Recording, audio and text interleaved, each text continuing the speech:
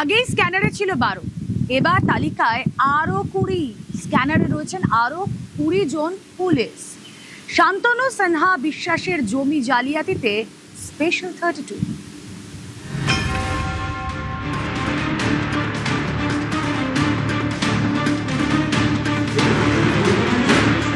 শান্তনু সিনহা বিশ্বাস কলকাতা পুলিশের deputy commissioner.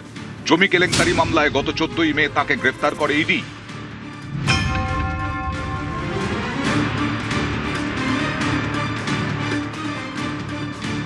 এবার তদন্তকারীদের নজরে শান্তনুর স্পেশাল 32। কোটি কোটি টাকার জমি জালিয়াতির তদন্তে শান্তনু সিনহা বিশ্বাস, ব্যবসায়ী জয় কামদার এবং সোনা পাপ্পুকে গ্রেফতার করেছে ইডি। তাঁদের জেরা করে আগেই শান্তনু ঘনিষ্ঠ 12 জন পুলিশ ইন্সপেক্টরের নাম জানতে পারেন কেন্দ্রীয় তদন্তকারীরা। এবার তাদের নজরে আরো 20 জন পুলিশ আধিকারিক। অভিযোগ, এই 20 জন অফিসারকে সুবিধে মতো থানায় পোস্টিং করিয়েছিলেন শান্তনু সিনহা বিশ্বাস। কিভাবে কাজ করত শান্তনুর এই স্পেশাল ফোর্স? অভিযোগ, পুলিশ অফিসারদের কাছে বিভিন্ন ব্যক্তির জমির দলিল পাঠাতেন সোনা পাপ্পু। দলিল দেখে সংশ্লিষ্ট ব্যক্তিকে থানায় ডেকে পাঠানো হতো।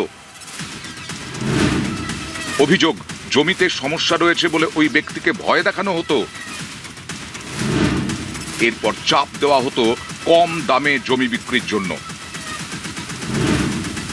অভিযোগ, সোনা পাপ্পুর মাধ্যমে সেই জমি কম দামে কিনতেন ব্যবসায়ী জয় কামদার। জমি বিক্রির টাকার অংশ চলে যেত শান্তনুর কাছে।